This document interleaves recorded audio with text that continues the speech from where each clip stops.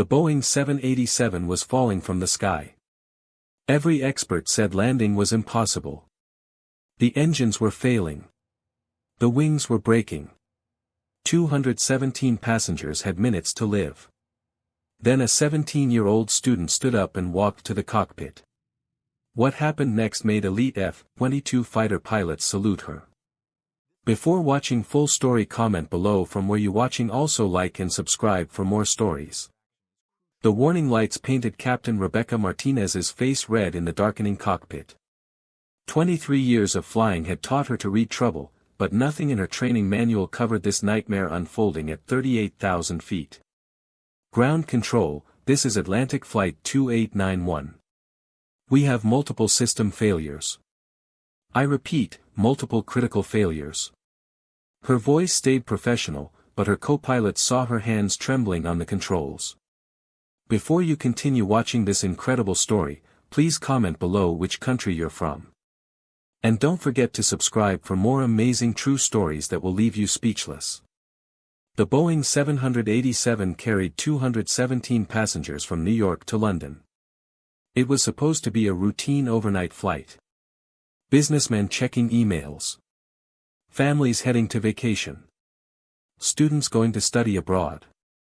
Nobody expected that their survival would depend on a teenager sitting in seat 31C. Atlantic 2891, say nature of your emergency. Ground control's voice crackled through the static that was getting worse by the second. Martinez looked at the instrument panel. Every pilot's worst nightmare was displayed in front of her eyes. We've lost primary hydraulics. Backup systems are failing. Flight computers are giving conflicting data.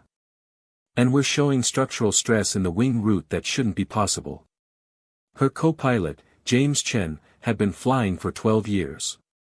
He'd never seen anything like this. Captain, the left engine temperature is climbing.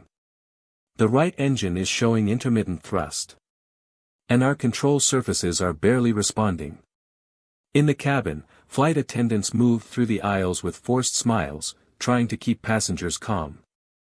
But everyone could feel it. The aircraft was shaking. Not the normal turbulence shake. This was different. This was the feeling of a machine fighting itself. Among those passengers, 17-year-old Emma Rodriguez sat with her laptop still open. While others were praying or crying, Emma was listening. Listening to the frequency of the vibrations. Listening to the sound of the engines. Listening to the way the aircraft was moving through the air. Emma wasn't just any teenager. Her father had been a legendary aeronautical engineer before he died in a testing accident 3 years ago. Santiago Rodriguez had spent his final years working on something controversial. Something the aviation industry had rejected. Emergency recovery procedures for scenarios that everyone said were impossible to survive. After her father died, Emma had taken his research. Not to forget him. To understand him. She'd spent 3 years studying every equation. Every simulation. Every procedure he'd developed. She'd used flight simulators online. She'd taught herself advanced aerodynamics. She'd done it all to feel close to the father she'd lost. Now, at 38,000 feet, listening to the sounds around her, Emma realized something that made her blood run cold. This wasn't just any emergency. This was the exact scenario her father had researched. The one everyone called impossible. The triple cascade failure. Atlantic 2891, we're scrambling F-22 fighters to escort you. 2 Raptors are launching from Andrews Air Force Base. They'll be with you in 8 minutes. The controller's voice carried an edge of fear he was trying to hide. Martinez knew what that meant. They were sending fighters to observe. To document. To watch them crash and report what happened. Because that's what everyone expected. A crash. Captain, I need to speak with you. The flight attendant's voice came through the intercom.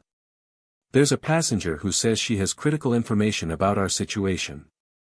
Not now, Martinez snapped. We're dealing with an emergency here. Captain, She says her father was Santiago Rodriguez. She says she knows how to land this aircraft. Martinez and Chen exchanged glances. Santiago Rodriguez. Every pilot knew that name. The engineer who died trying to prove his crazy theories. The man whose research had been dismissed as reckless. Send her up, Martinez said quietly. 30 seconds later, Emma Rodriguez stepped into the cockpit. She looked impossibly young. A teenager in jeans and a university hoodie. But her eyes were focused, intense, scanning the instrument panels with the speed of someone who understood exactly what she was seeing. Captain Martinez, my name is Emma Rodriguez. Santiago Rodriguez was my father. I've studied his research for 3 years. The failure pattern you're experiencing, hydraulics, computers, and structural stress simultaneously, this is what he called a cascade impossibility. Standard procedures will fail. Every simulation ends in catastrophic failure. Martinez wanted to dismiss her. To tell her to return to her seat. But something in Emma's voice stopped her. This wasn't a scared teenager. This was someone speaking with absolute certainty. Miss Rodriguez, I appreciate your concern, but... You've lost 80% of your hydraulic pressure, Emma interrupted, pointing at a gauge. Your flight computers are fighting each other because they're getting conflicting data from damaged sensors. And that wing root stress means you have microfractures developing in the primary structure. Am I right? Martinez stared at her. Emma had just described their exact situation. Information that shouldn't be visible to passengers. How do you know that? Because I've been listening. The vibration frequency tells me about the structural damage. The engine sound variations tell me about the computer conflicts. And the way the aircraft is handling tells me about your hydraulic situation. Emma took a breath. Captain, if you try a conventional approach, the stress loads during landing will exceed what your damaged structure can handle. The wing will fail on touchdown. My father proved it mathematically. Your father died testing his theories, Chen said quietly. He died proving them, Emma corrected. And right now, his research is the only thing that can save everyone on this aircraft. Please. Let me help. Outside the aircraft, 2 F-22 Raptor fighters pulled into formation. Major Sarah Blake had been flying fighters for 14 years. She'd flown combat missions. She'd seen things that gave her nightmares. But watching this commercial aircraft struggle through the sky made her understand she was witnessing something unprecedented. Atlantic 2891, this is Raptor Lead. We have visual contact. We're seeing significant abnormalities in your flight profile. And from what I can see of your wing structure. She paused. How are you still flying? Raptor Lead, we're asking ourselves the same question, Martinez replied. Then she made a decision that would either save lives or end her career. Be advised, we have an aeronautical specialist in the cockpit. She's going to guide us through an unconventional recovery procedure. There was a long pause from the fighter pilot. Did you say specialist? Affirmative. She's 17 years old and she's about to save this aircraft. Emma was already moving between the pilot seats, her eyes scanning multiple displays. Captain, first thing you need to understand, we're not going to fight what's happening. We're going to use it. Use it? Martinez questioned. Your aircraft wants to roll left and pitch down. You're fighting that with control inputs. Stop fighting. We're going to establish a controlled descent spiral that uses gravity and aerodynamic forces to stabilize the damaged structure. Chen shook his head. That's insane. Intentionally putting a damaged aircraft into a spiral? It's physics, Emma said firmly. The cascade failure creates asymmetric forces. Conventional flying tries to overcome those forces with control authority you don't have. My father's research showed that you can exploit those forces instead. The spiral creates centrifugal load that counteracts the structural stress. It looks dangerous, but mathematically, It's the most stable configuration for your damage pattern. Martinez had a choice.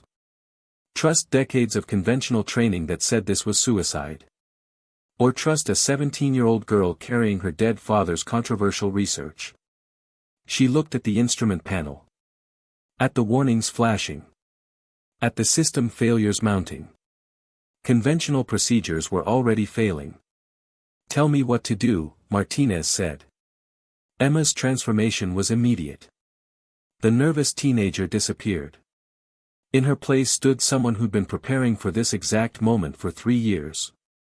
Reduce your left aileron input by 70%. Let the aircraft establish a natural left bank. Target 20 degrees. Martinez felt every instinct screaming at her. But she reduced the input. The aircraft immediately began rolling left. Passengers screamed. Flight attendants grabbed for support. "Good," Emma said calmly. "Now apply right rudder. About 45%. Don't try to stop the roll completely. Just slow it. You're establishing a descending left spiral.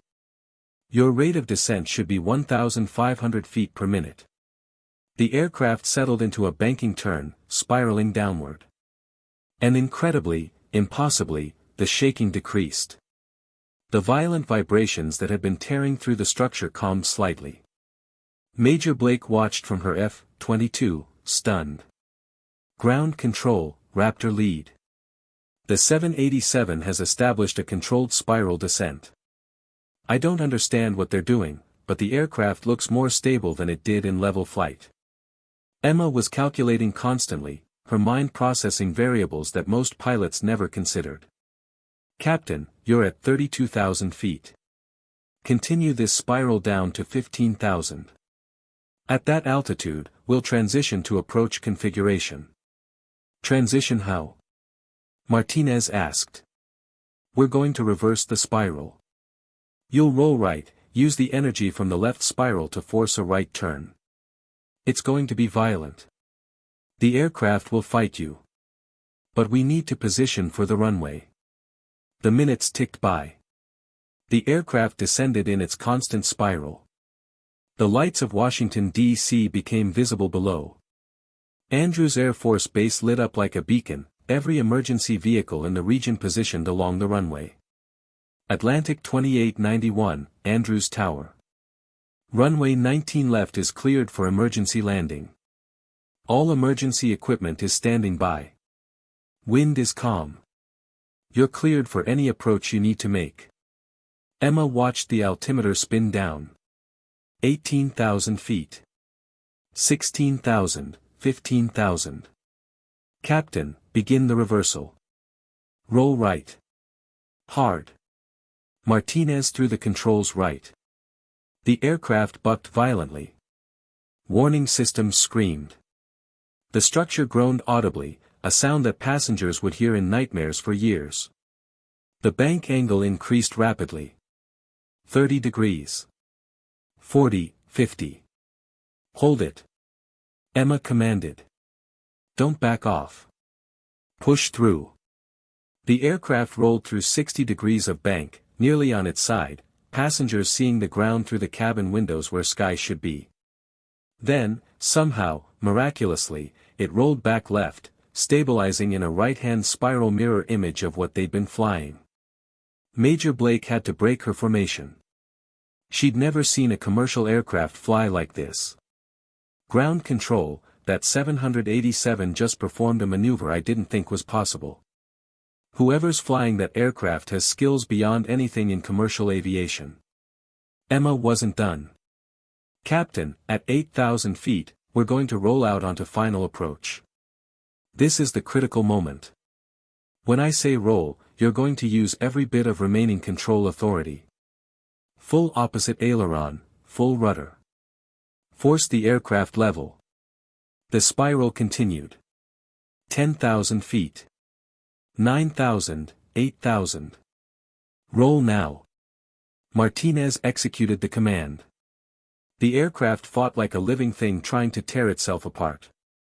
For 3 terrible seconds, it seemed like the wings would snap.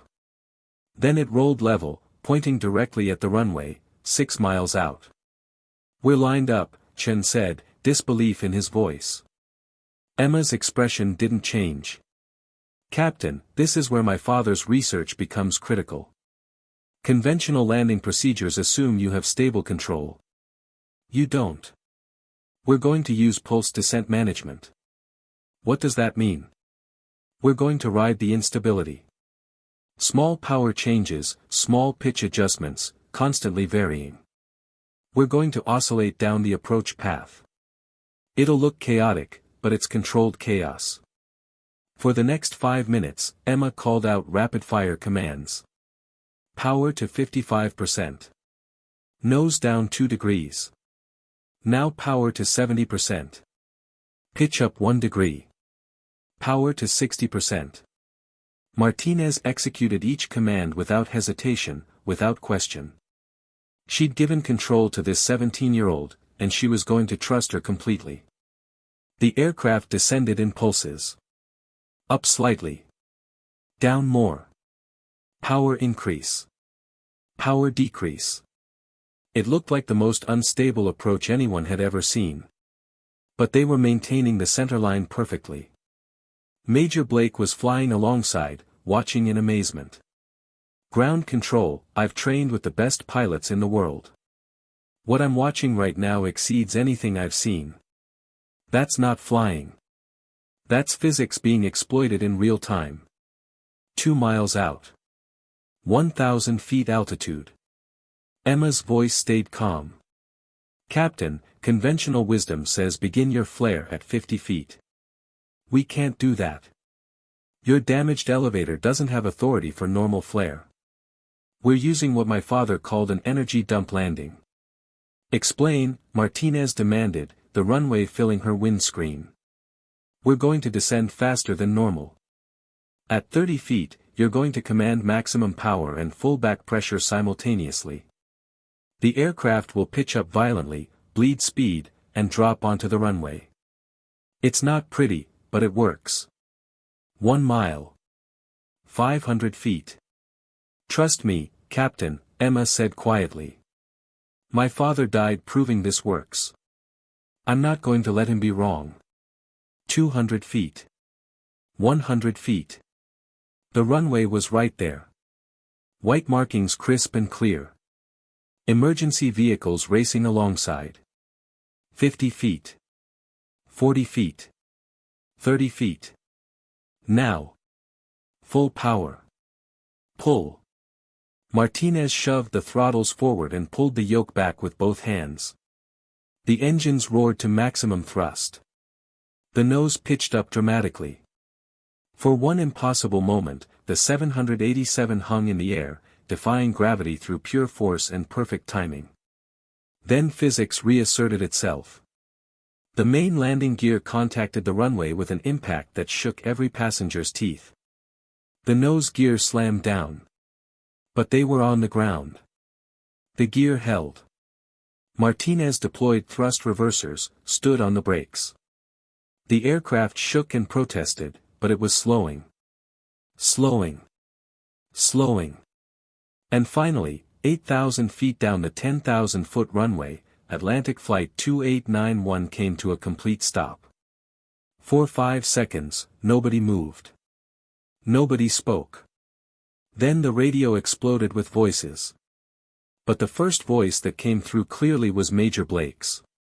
"Atlantic 2891, Raptor lead. I don't have words for what I just witnessed. That was the most extraordinary piece of flying I've ever seen in my career." Then she did something unprecedented. She brought her F-22 around for another pass, low and slow. As she flew past the stopped 787, she rocked her wings in the traditional aviation salute. A gesture of profound respect normally reserved for fallen pilots or extraordinary heroism. Her wingman followed, performing the same salute. Then both fighter pilots, still in formation, rendered formal military salutes in their cockpits. A gesture captured by news cameras that had been recording the entire landing. Inside the cockpit, Martinez turned to Emma. The 17-year-old was shaking now, tears streaming down her face. "How did you know?" Martinez asked quietly. "How could you possibly know all of that would work?" Emma wiped her eyes. "My father spent the last 5 years of his life studying cascade failures. Everyone said his research was too dangerous. That his procedures violated every safety principle. When he died testing them, everyone said it proved he was wrong." She looked at Martinez. "But he wasn't wrong. He was preparing for a scenario everyone else refused to believe could happen. And when it finally happened, his research saved 217 lives." Chen reached over and gently touched Emma's shoulder. "Your father would be incredibly proud of you." The evacuation was orderly. Emergency slides deployed. Passengers descended quickly but safely. Incredibly, despite the violent approach and hard landing, there were 0 serious injuries. Some bruises. Some frightened hearts. But everyone walked away. As Emma descended the emergency slide herself, she found Major Blake waiting at the bottom, still in her flight suit, helmet under her arm. The fighter pilot came to attention and rendered a formal military salute. "Miss Rodriguez. I've been flying F-22s for 14 years. I've trained with elite pilots from every military branch. What you did today exceeded anything in military aviation. You didn't just save those people. You demonstrated capabilities that our training doesn't address." Emma returned the salute awkwardly. "I just used my father's research." "Your father was a genius," Blake said firmly. "And you just proved it to the world." Within hours, the story went viral. The teenager who saved 217 lives using her dead father's controversial research. The F-22 pilots who saluted her. The impossible landing that every expert said couldn't be done.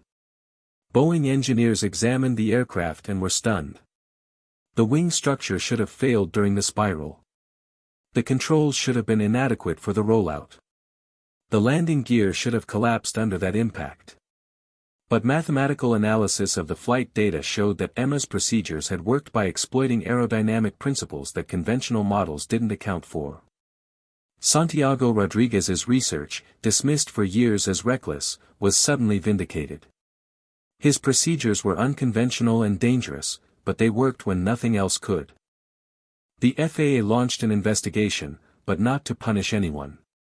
To study what had happened. To understand if Santiago's research could be incorporated into emergency training. For Emma, the attention was overwhelming. News interviews. Aviation forums debating her actions. Universities offering scholarships. But she felt empty. Because the one person she wanted to share this with was gone. 2 weeks after the landing, she visited her father's grave for the first time since the incident. She placed her hand on the headstone and spoke quietly. "Dad, your research worked. You were right all along. Everyone said it was impossible, but you knew better. You died trying to prove it, and I got to use it to save people. I hope you saw. I hope you know that you weren't wrong. You were just ahead of everyone else." A voice behind her said, "He knew." Emma turned to see Captain Martinez standing there with flowers. "Your father knew that someday, someone would face that exact scenario. He didn't know it would be you using his research. But he prepared you anyway. That's what parents do.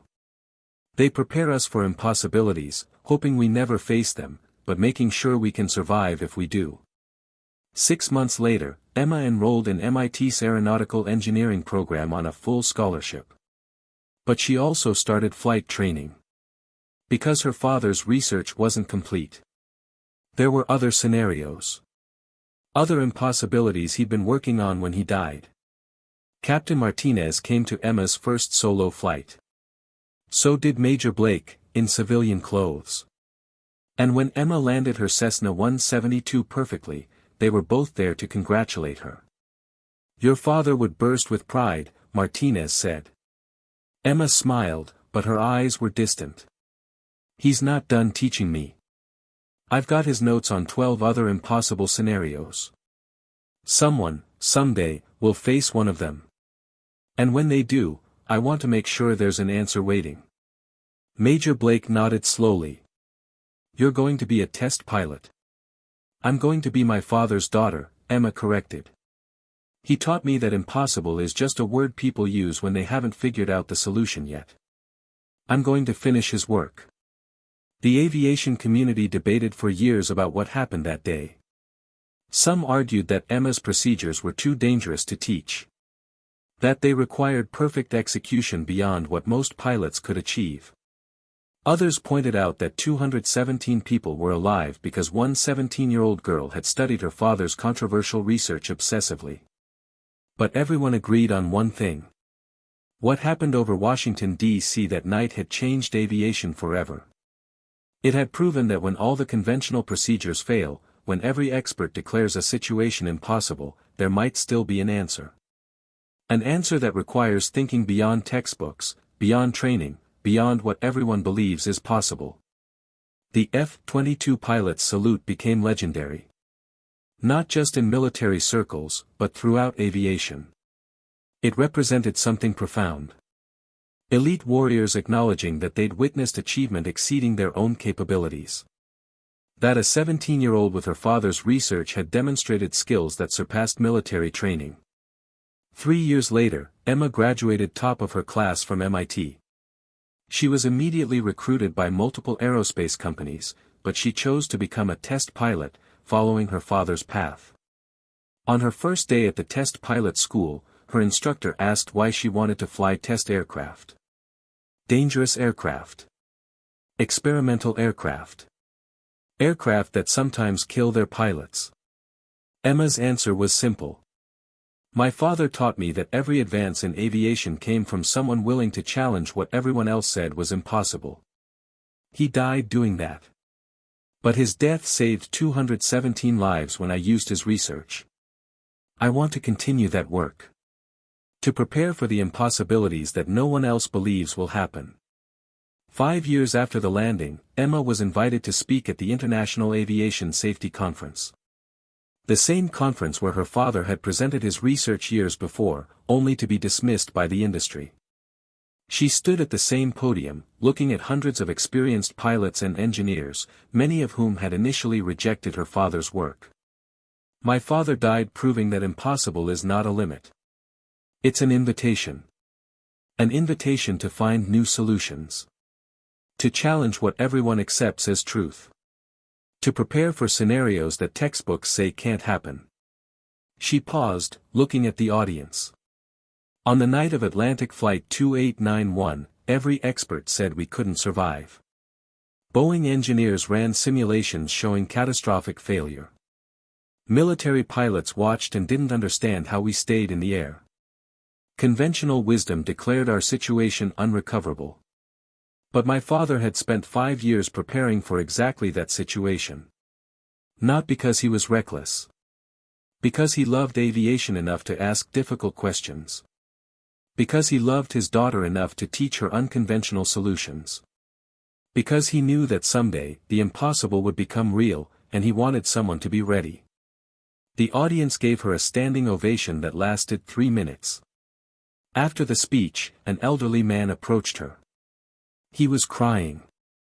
I was a passenger on Flight 2891. Seat 42D. I've spent every day since then living on borrowed time your father's research gave me. I've seen my daughter graduate college. I've met my first grandchild. I've had 5 years I shouldn't have had. He took her hand. Thank you. And thank your father. Tell him his work mattered.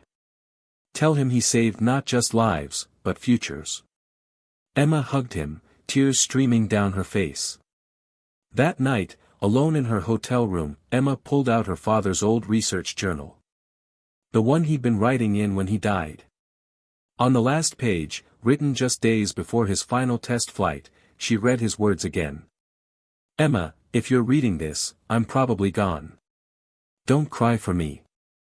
I died doing what I loved, chasing impossibilities. Remember what I taught you. Conventional wisdom is just the limit of what previous generations figured out. Your generation's job is to push further. To find solutions to problems everyone else gives up on. To prove that impossible is just another problem waiting for someone brave enough to solve it. I love you, my brilliant daughter. Make me proud. Chase your own impossibilities. Emma closed the journal and looked at the certificate on the wall. Her test pilot qualification. Below it, she'd mounted a photograph. Her father in his flight suit, smiling in front of an experimental aircraft. I'm chasing them, Dad, she whispered. Every single one. 10 years after the landing, Emma Rodriguez had become one of the most respected test pilots in the world. She'd developed new emergency procedures that saved lives. She'd pushed aircraft performance beyond previous limits. She'd taught a new generation of pilots to think beyond conventional boundaries. And every time she flew, every time she tested an aircraft at the edge of its capabilities, every time she solved a problem everyone else said was impossible, she carried her father with her. Because Santiago Rodriguez had been right all along. Impossible wasn't a limit. It was an invitation. And his daughter had accepted that invitation, proving with every flight that the impossible was just another problem waiting for someone brave enough, smart enough, and dedicated enough to solve it. The F-22 pilots who saluted her that night had recognized something profound. They'd witnessed a 17-year-old girl accomplish what every expert declared couldn't be done. They'd watched her use her father's controversial research to exploit physics in ways that conventional training didn't address. They'd seen the future of aviation, and it looked like a teenager who refused to accept that impossible meant impossible. Atlantic Flight 2891 remained in service as a memorial aircraft after repairs. On its fuselage, near the main cabin door, was mounted a small plaque. This aircraft experienced a cascade impossibility failure on date. Conventional aviation wisdom declared controlled landing impossible. Emma Rodriguez, age 17, proved otherwise through application of pioneering recovery procedures developed by her father, Santiago Rodriguez. All 217 passengers and crew survived. Impossible is not a limit. It's an invitation to find new solutions.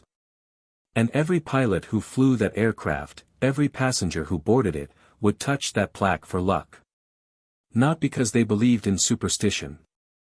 But because they believed in something more powerful. They believed that when faced with the impossible, with the right knowledge, the right preparation, and the right courage, even a 17-year-old girl could save the world. That belief, that faith in human potential to overcome any obstacle, was Santiago Rodriguez's real legacy. Not just the procedures he developed, but the philosophy behind them. The understanding that every impossible situation is just waiting for someone to figure out the solution. Emma carried that legacy forward every single day, proving that her father's death had not been in vain.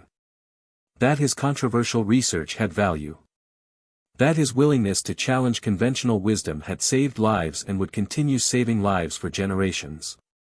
And somewhere, in the physics that made aircraft fly, in the mathematics that predicted their behavior, in the courage required to push beyond accepted limits, Santiago Rodriguez's spirit lived on. Pioneering. Challenging.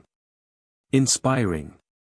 Proving that love expressed through preparation, knowledge passed from parent to child, and dedication to solving impossible problems could change the world. One landing at a time.